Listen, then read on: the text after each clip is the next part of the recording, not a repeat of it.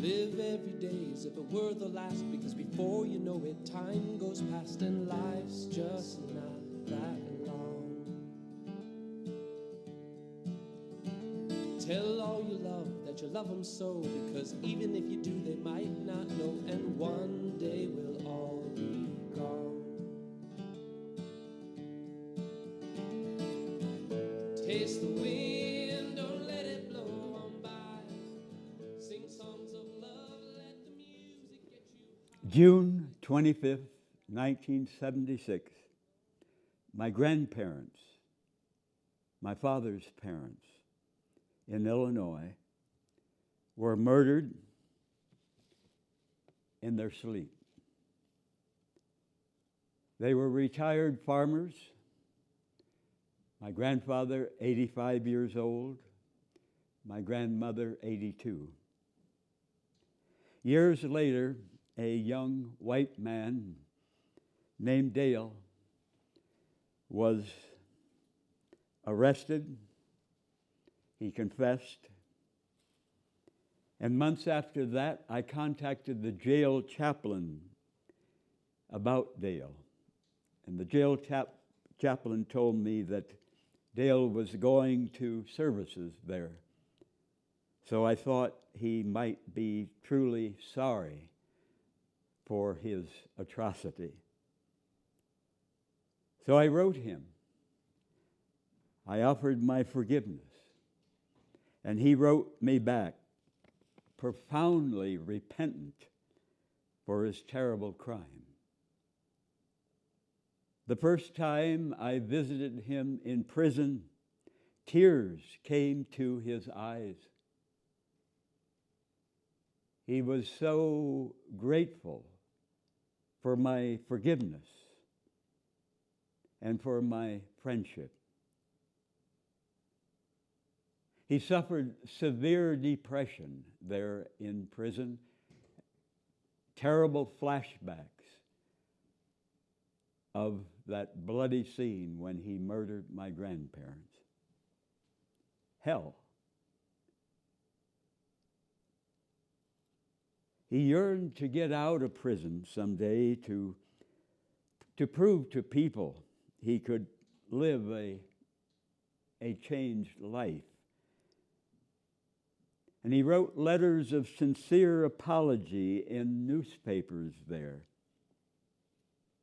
He and I corresponded for years. I have at home 60 letters that Dale wrote me before he committed suicide in prison. And here is one of the published letters in a local paper there, a letter that he wrote. To the people of Stevenson County, you probably don't remember me.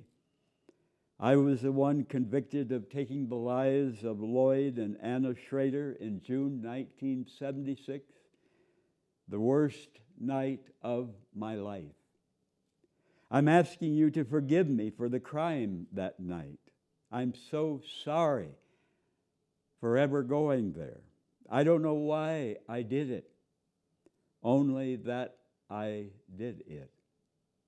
I can't sleep nights because of it. And I'm sorry I can't undo it. And since then, I've come to a closer relationship with God, and I'm leading the life I now have in His direction. I was out of my mind that night.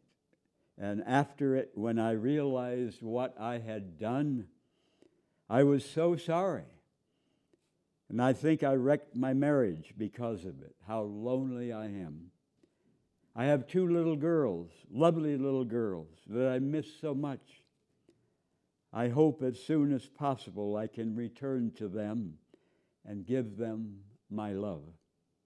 Thank you for reading this plea. If you care to write and tell me what is on your mind, please do so. Dale Gunther, in prison in Dixon, Illinois. As I say, he committed suicide some years after that. in prison. United States presidents murder thousands and thousands and thousands of grandparents and children in U.S. wars. And sadly, no U.S. president has ever publicly repented, publicly apologized for mass murders in war. Dale murdered 2 people, my grandparents, and he demonstrated genuine repentance. But many people in this country who honor U.S. presidents would consider Dale a hopeless, no-good devil. What a crazy world. I've stated in my will that if someone kills me, I ask my family and friends to offer forgiveness and friendship to that person. We all are more than the worst thing we ever did or almost did in our lives. And with much help, we can turn from the evils of our past. We can change. Native American Tim Giago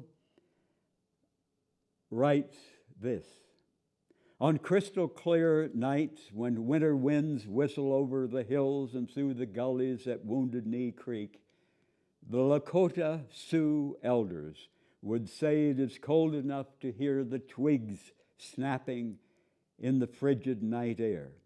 They called this time of year the moon of the popping trees. It was the stillness of such a freezing morning on December 29th, 1890, that was shattered by the blast of a single rifle. There was a pause, and then utter madness and chaos ensued as the Hotchkiss machine guns mounted on either side of the valley, overlooking the Sioux encampment at Wounded Knee, South Dakota, exploded into action. And fighting back with bare hands, the unarmed Lakota warriors shouted to their wives and children to run for cover.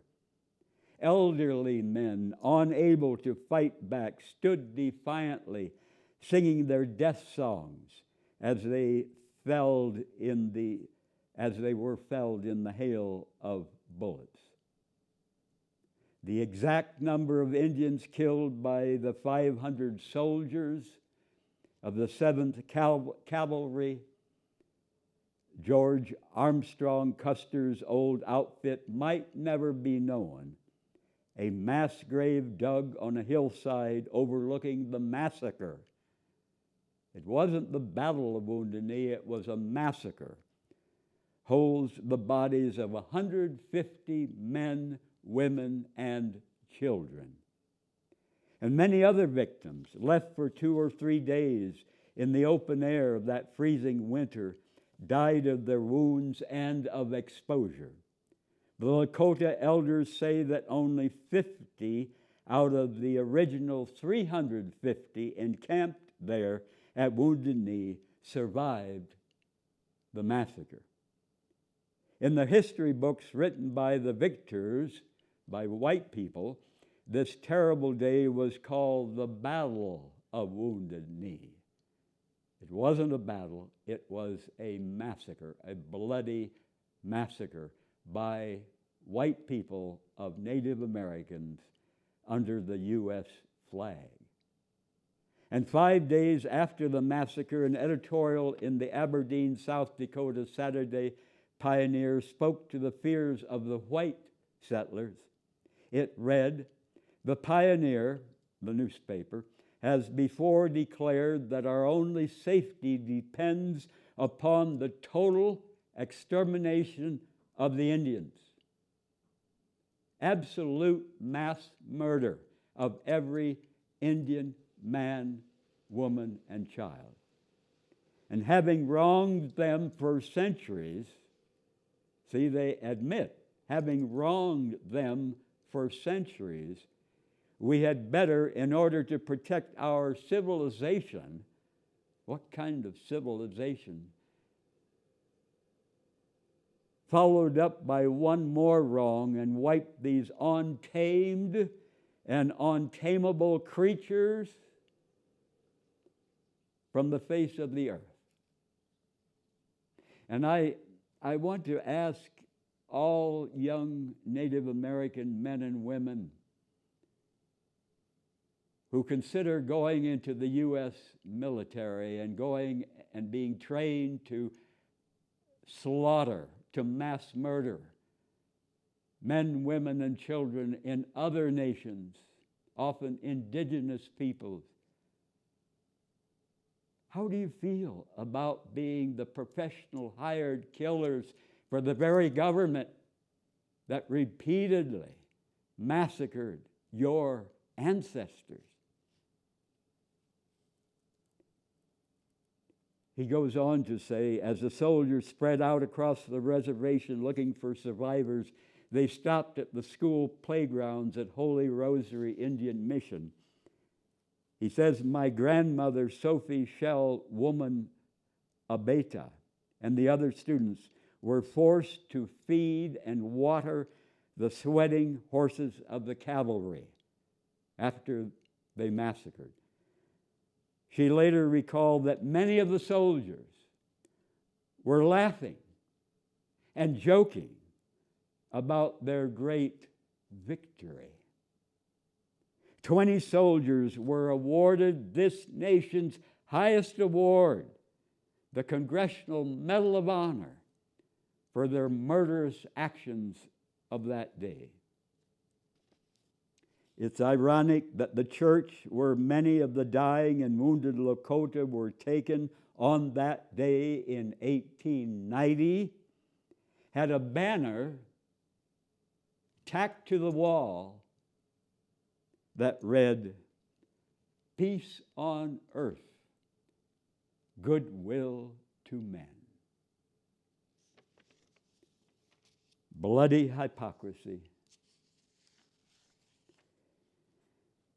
Theodore Taylor was a nuclear bomb designer at Los Alamos years ago. But he woke up, he changed, and he became a strong activist against nuclear weapons. And he said, soon after I reported for work at the Los Alamos laboratory in November 1949, I showed symptoms of an addictive disease. I became fascinated with the inner workings of nuclear explosives. My mother and my wife asked how I could work on anything designed to kill as many people as possible. He said, I had engaged in self-deception. In other words, lying to himself, deceiving himself to feed my addiction. And I realized that my wife and mother had been right all along.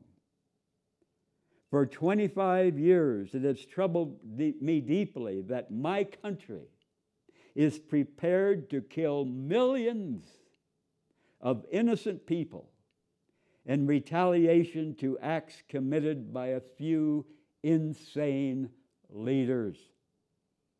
I therefore say to anyone who will listen, say no to all nuclear weapons, or expect one way or another to lose your humanity.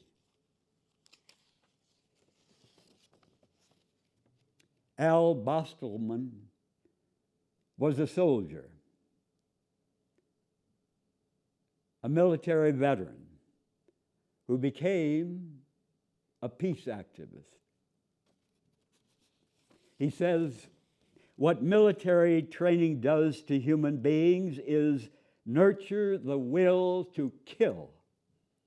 It is done by a process that systematically depersonalizes individual recruits, shaving heads, issuing identical uniforms,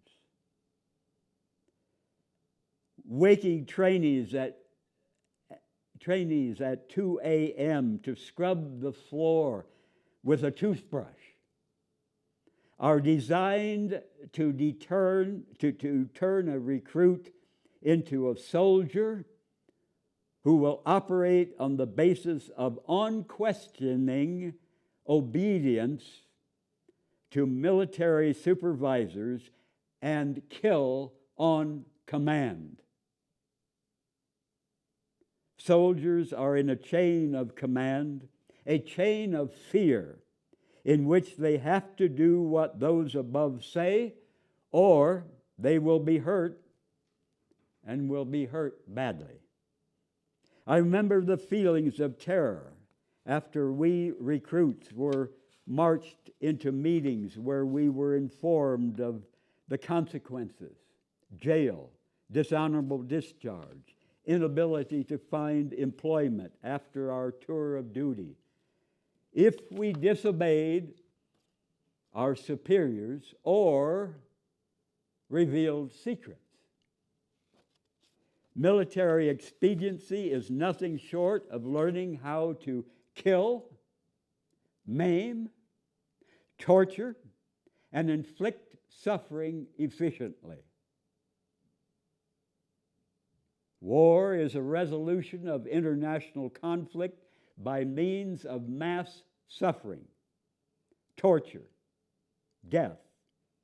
And military expediency is learning how to do that well and quickly.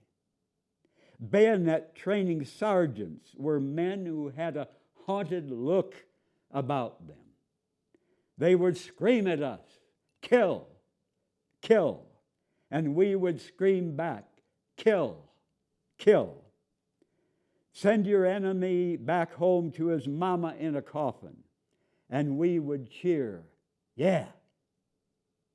We were encouraged to scream as if we were crazy while attacking human dummies. Make believe the dummy is your worst enemy. The purpose, we were told, was to strike terror and make the enemy think we were a killing animal. This military veteran who became a dedicated peace activist says, not once did I hear a chaplain speak to the fact that we were daily preparing to kill, to torture, to slit the throats of other temples of the Holy Spirit. Not once did a chaplain reflect that the enemy we were preparing to kill was a child of God who was brought into life and loved without condition or limit by God. What does it do to your soul when you kill another human? A World War II veteran who was a sharpshooter back in the 1950s told how he had daily nightmares remembering the faces of young German soldiers he saw in the crosshair telescopic scope just before he exploded their faces and heads. That's what war is like. And you're proud to send your sons and daughters to become professional hired killers, to likely kill far more human beings than any street gang leader in this country in history?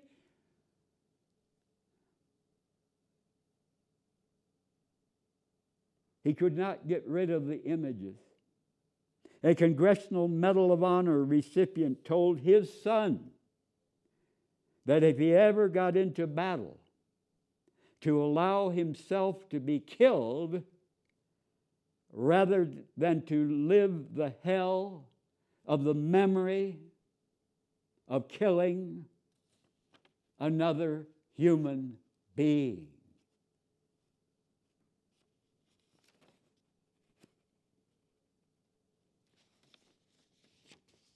Do any recruiters tell you that? No, hell no.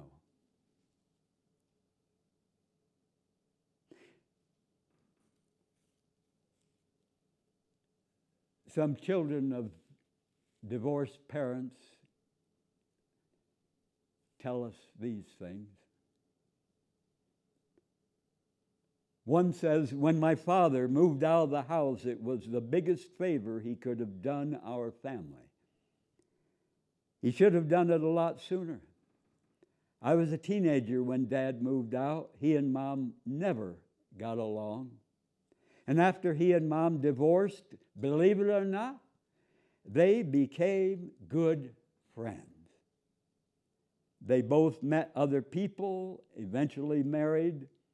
Their only regret was waiting so long to end a marriage that was all wrong from the beginning. There are many children who are glad their parents had the courage to split. Someone else writes, my parents finally divorced after 22 years of staying together for the sake of the kids.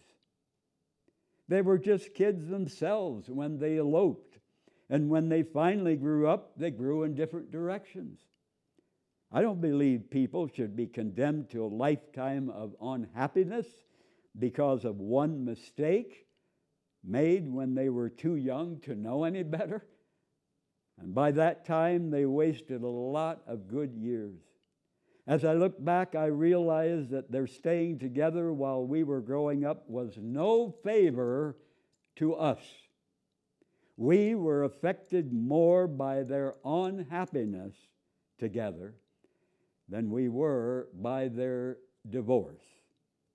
I wish parents would be more honest with their children instead of trying to pretend that everything is okay when in reality it's a mess.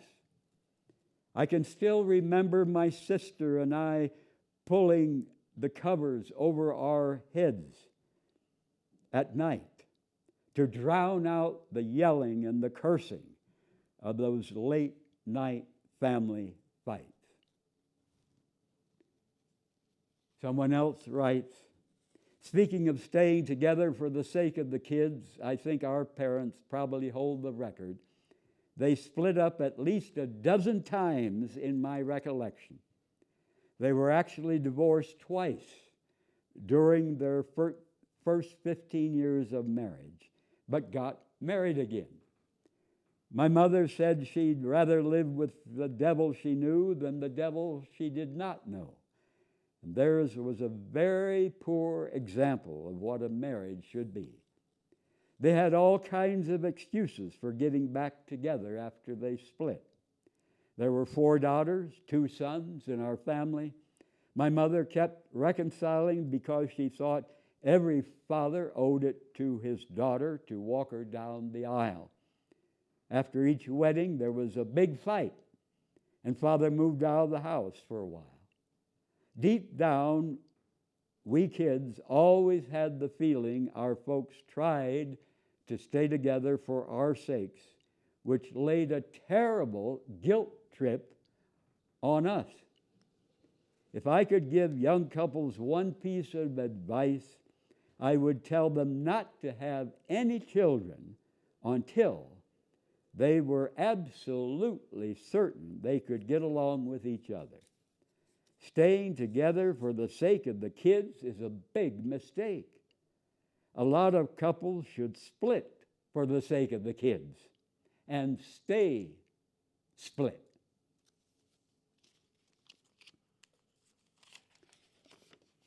Here is something that I suppose few of us ever have heard on radio or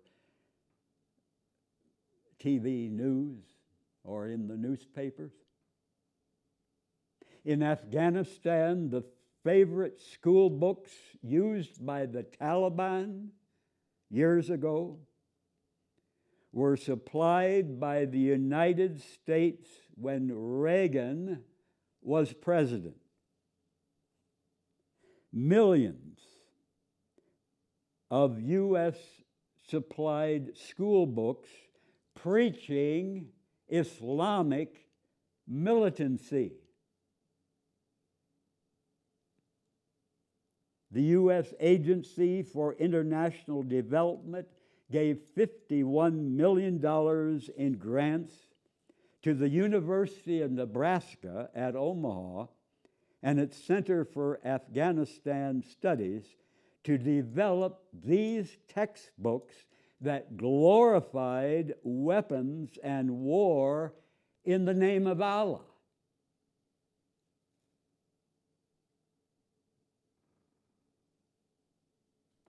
Boys learn math by counting pictures of soldiers, tanks, guns, landmines. These school books celebrated violent images of war. School books supplied by the United States many years ago to the Taliban. Why? The U.S. government's purpose in supplying these violent school textbooks was to create a generation of Islamic so-called freedom fighters who would run the Soviet communists out of Afghanistan in the 1980s, long before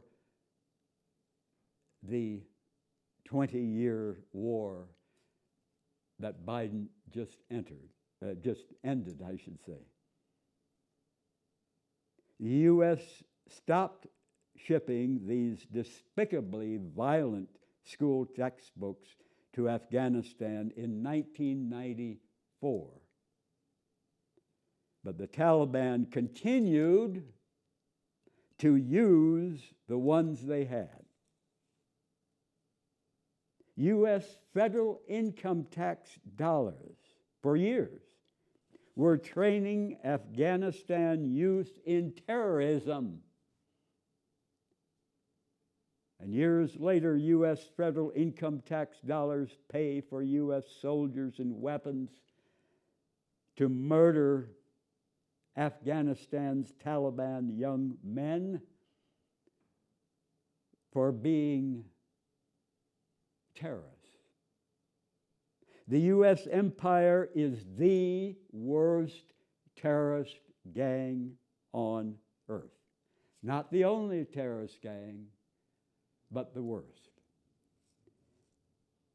I have paid no federal income tax for 42 years. I pledge never to do so the rest of my life. I refuse to pay for the U.S. empire's international terrorism toward many nations. And here is some of the powerful testimony of a U.S. Vietnam veteran, Ron Ridenhour, about the U.S. massacre in Vietnam at My Lai.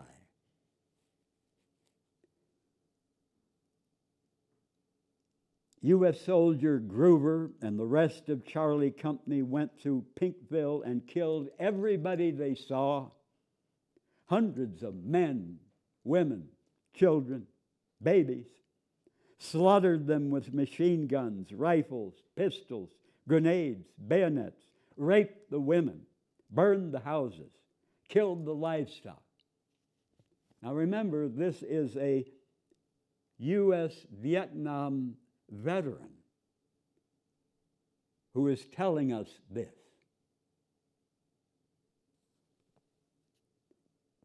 I think I must have gone a little crazy myself that night listening to his story. I knew it was true even as the words came out of Gruber's mouth, one ugly detail after another. I knew it wasn't some kind of random accidental act. Whatever happened at My Lai had to have been the direct result of official military policy. There was no doubt in my mind about that.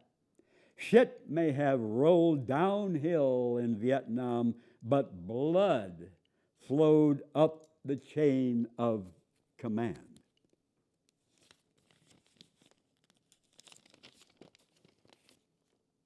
Slaughter was the name of our game in Vietnam. And even though I saw it happening all around me from the beginning, it took My Lai to make me understand what I was seeing. By the time I got to Vietnam just before Christmas 1967, everybody was talking about killing gooks. Gooks this, gooks that. At first there was some confusion. How do you tell gooks from the good Vietnamese, for instance? And after a while, it became clear. You didn't have to. That's what everybody said. They're all Viet Cong when they're dead. They're all gooks. I had once overheard two sergeants talking about another massacre a few months before I learned about Pinkville.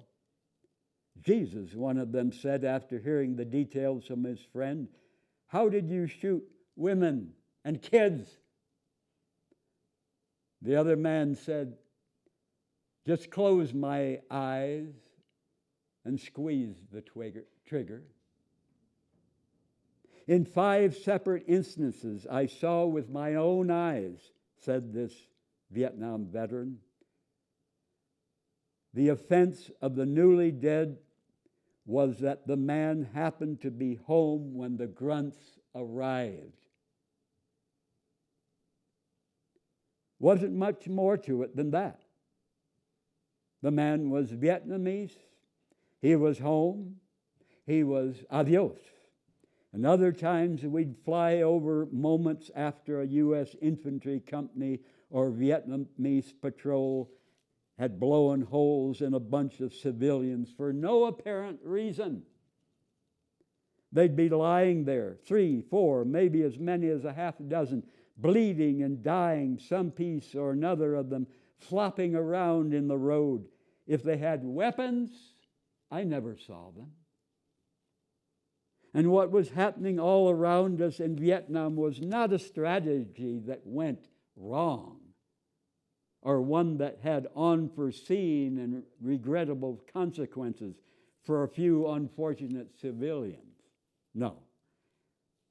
It was one in which the deliberate military aim was to lay waste to the countryside. Yes, kill them all. Let God sort them out. The brass knew what they were doing. They knew what we were doing. We were doing what they wanted us to do. We were killing people.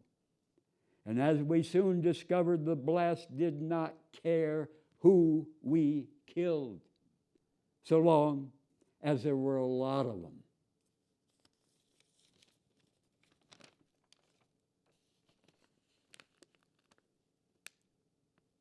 The infamous ditch at My Lai.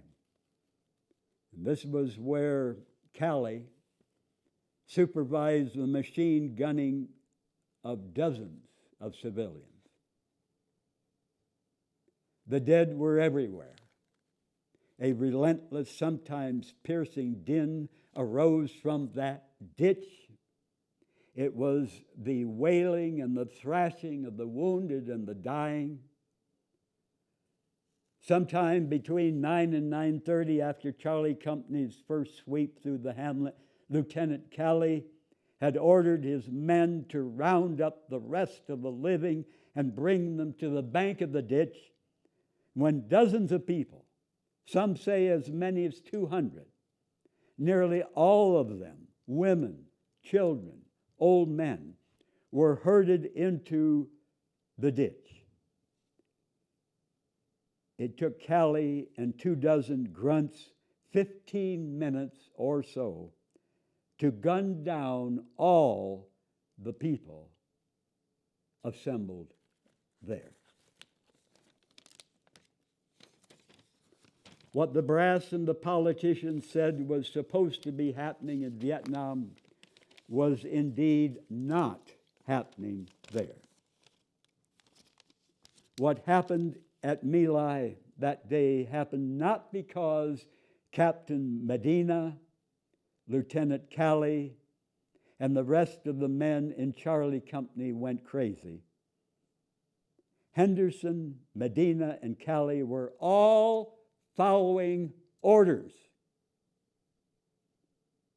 executing a general policy designed at the divisional level.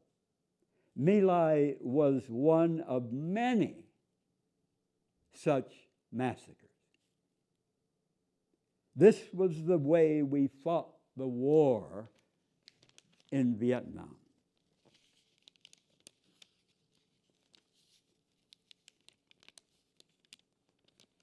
In the Vietnam War, some people remember that Ollie North, Ronald Reagan, George Bush thought that Americans were heroes in chains, men who could have won that war if given the chance in the free hand. But this Vietnam veteran, Ron Ridenhour, says, in the Vietnam that I knew, we did have a free hand. We used it with little mercy. To me, the heroes were almost all on the other side. We were killing them.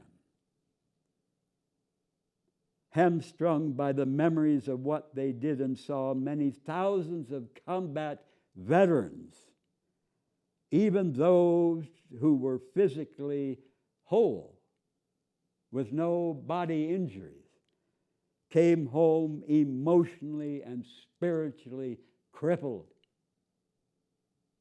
And some never healed in their spirits,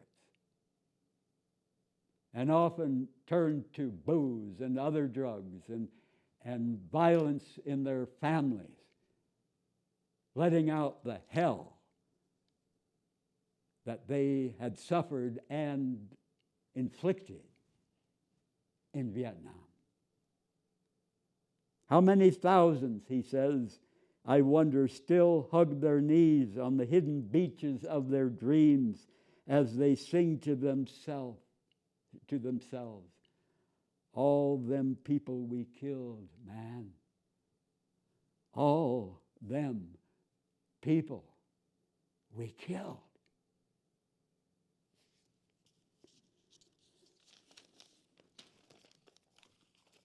And 41 years later, after the massacre at My Lai, the only U.S. Army officer convicted in the 1968 massacre of those Vietnamese civilians made an extraordinary public apology while speaking to a small group near the military base where he had been court-martialed many years before. And William Callie said to the members of a local Kiwanis club in 2009, 41 years after the mass murder that he participated in. He said, there is not a day that goes by that I do not feel remorse for what happened that day in My Lai.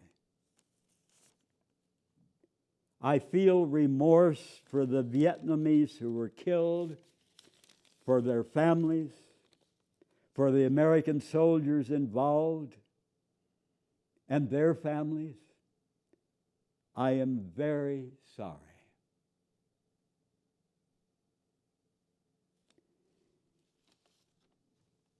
But we heard nothing like that from the president or from most other high-ranking U.S. military. Why do old men send young men to kill and to die in war?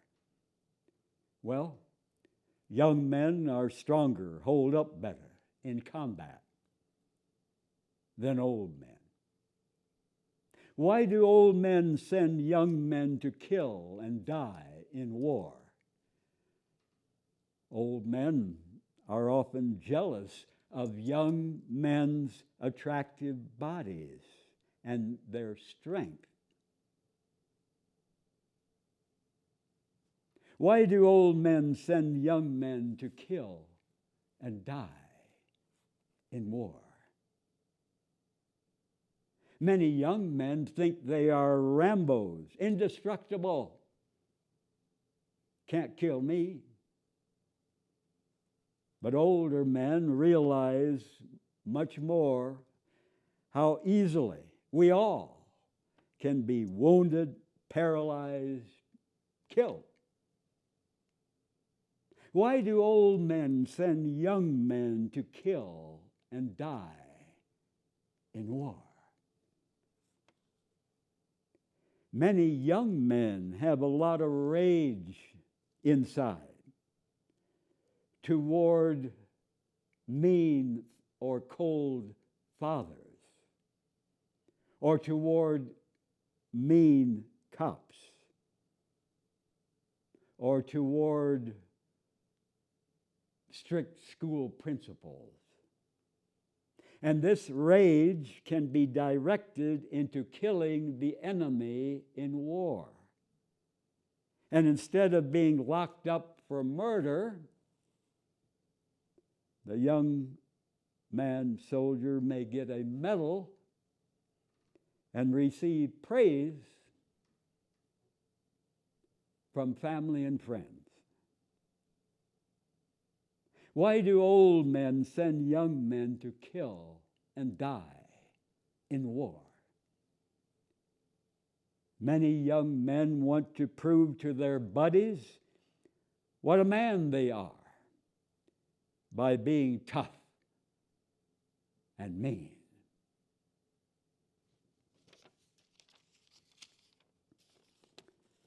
When Jimmy Carter was president, one night at 3 a.m., Carter's National Security Assistant Brzezinski received a terrifying phone call. The U.S. National Military Command Center reported that the Soviet Union had just launched missiles carrying 220 nuclear warheads at targets in the United States. Brzezinski knew that Carter had 3 to 7 minutes to decide whether to launch a retaliatory U.S. missile strike at the Soviet Union. Brzezinski held off, waking the president for a minute or two to wait for a confirming report.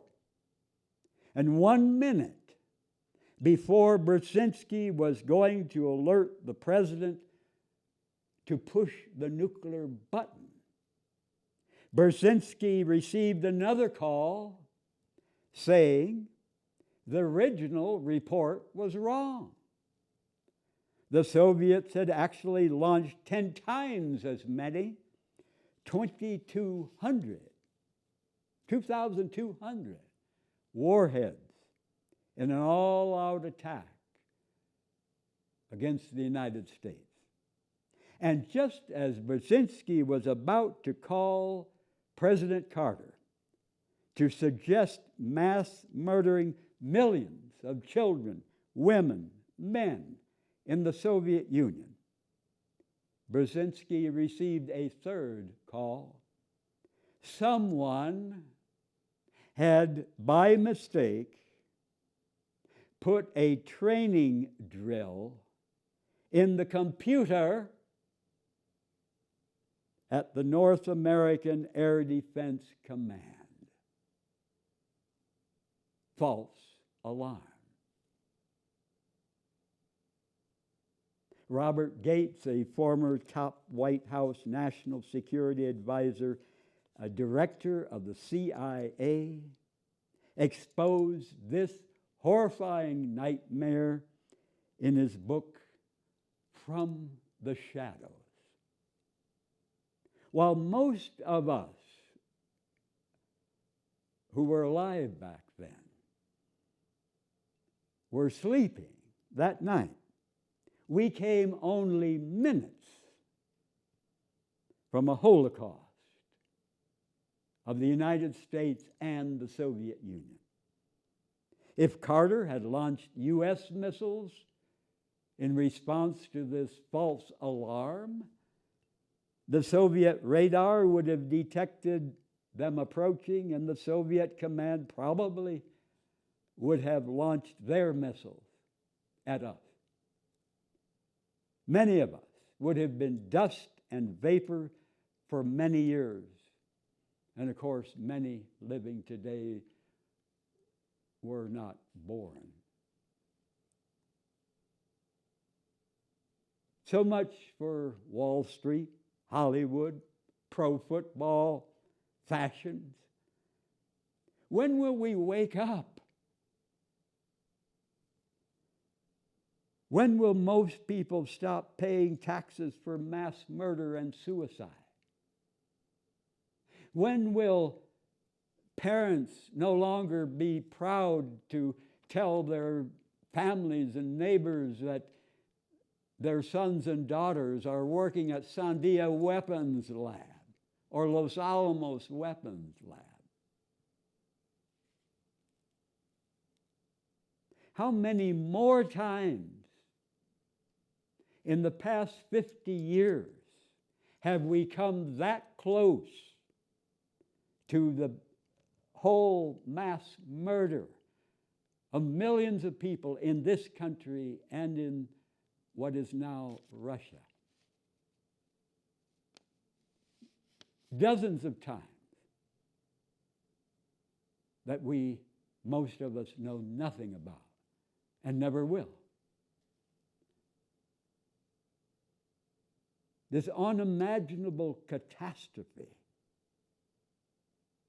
What preachers, what priests, what rabbis, what imams, what professors, what politicians, what news commentators are outraged and sounding the alarm continually to wake people up. People are trusting nuclear weapons. People are trusting computer technology to keep us safe. What damn stupidity. The path to security and peace is not through holding the world hostage to international nuclear terrorism. Albert Einstein said, "More and more I have come to value charity and love of others above everything else. All our lauded technological progress, our very civilization is like an axe in the hand of a pathological criminal." That is my favorite quote from Albert Einstein. When Gandhi was asked what worried him most, he replied, "The hardness of heart of the educated." And after World War II, a Jewish rabbi in Germany said what shocked him the most was not the terror of the Nazis, It was the silence of the good people in Germany.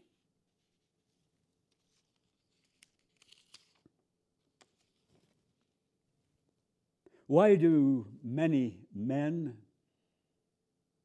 hate and fear homosexuality? Hatred for sex and romance between men is drilled into many boys from early childhood. Many 10 or 12 or 14-year-old boys would rather be called a liar, rather be called a fool, rather be called a thief, rather be called stupid or lazy or son of a bitch than to be called fag or hoto. Why do many men hate and fear homosexuality? Sadly, many men are afraid to admit their attraction to men, especially if they also genuinely, deeply love their wives or their girlfriends. And they fear losing sex and romance with the women they love if those women find out they're also attracted to other men. Why do many men fear and hate homosexuality? Some men suffered abuse as kids from men who forced sex upon them when they did not want it. And some men as adults suffer pestering and pressure for sex from men who refuse to take no for an answer. Why do many men hate and fear homosexuality? Some straight men are jealous of gay and bisexuals' easier access to sex partners, they think, because as men, we were taught you're more of a man if you're a stud with many sex partners. But sadly, many women were taught they are sluts, less of a woman, if they have sex with many men.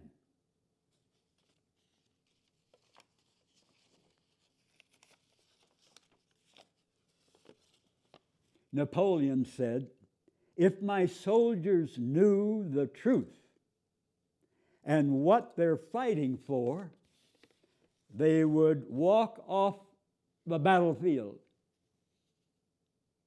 King of Prussia, not Russia, but King of Prussia, Frederick the Great said, "If my soldiers were to begin to think, not one of them would remain in the army."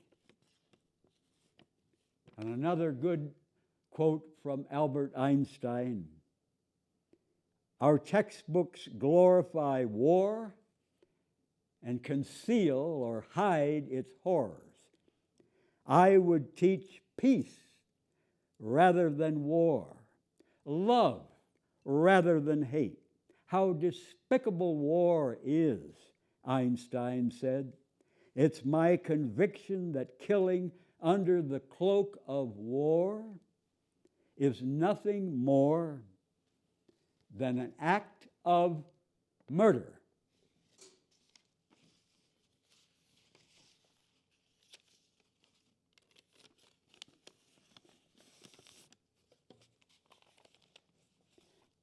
During World War II, as Nazi bombs fell on London and Nazi tanks rolled over U.S. troops, the president and the founder of the U.S.-based ITT Corporation, Sosthenes Bain, met with his Nazi representative to discuss improving Nazi communication systems. ITT was designing and building Nazi phone and radio systems and also supplying crucial parts for Nazi bombs. The U.S. government knew all about this. But did the people? Hell no. President Franklin Roosevelt licensed U.S. companies to trade with the Nazis. His Secretary of State gave permission to the Ford Motor Company to make Nazi tanks, but blocked aid to German Jewish refugees. And other U.S. companies trading with the Nazis were General Motors, DuPont, Standard Oil in New Jersey, Davis Oil Company, the Chase National Bank. Roosevelt did not stop them because he was afraid that if the people of this country found out the truth about how these huge U.S. corporations were getting filthy rich off supplying the enemy Nazis with equipment to cripple and slaughter beloved U.S. soldiers, multitudes of people in this country would be outraged at this high-level treason and murderous, money-mad hypocrisy. And another stock market might have happened. A stock market crash, I should say, might have happened. American war-making zeal would have gone down the tubes at home and on the battlefield. These same corporations also supplied the U.S. troops, and some corporate leaders threatened to stop supplying the U.S. troops if Roosevelt exposed them for supplying the Nazis. Henry Ford was a good friend of Hitler's. Ford's book, The International Jew, had inspired Hitler's Mein Kampf. Hitler kept Ford's picture in his office. Ford was one of only 4 foreigners to receive Germany's highest civilian award at that time. At the end of World War II, ITT President Sosthenes Bain, instead of being tried for treason or expelled from the U.S., received the nation's highest civilian award in service to the United States. Did you learn this in school? Did you hear this in any World War II commemoration or from any U.S. politicians or mainstream media? Talk about the former Soviets covering up the atrocities of their history. Henry Ford said, "Show me who makes a profit from war, and I'll show you how to stop the war." The greedy, rich architects of war on both sides dupe gullible taxpayers and soldiers while demonizing the anti-war protesters as unpatriotic cowards. Good night.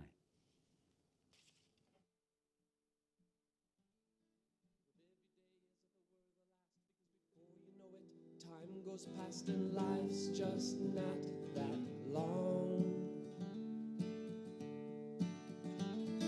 Tell all you love that you love them so, because even if you do, they might not know. And one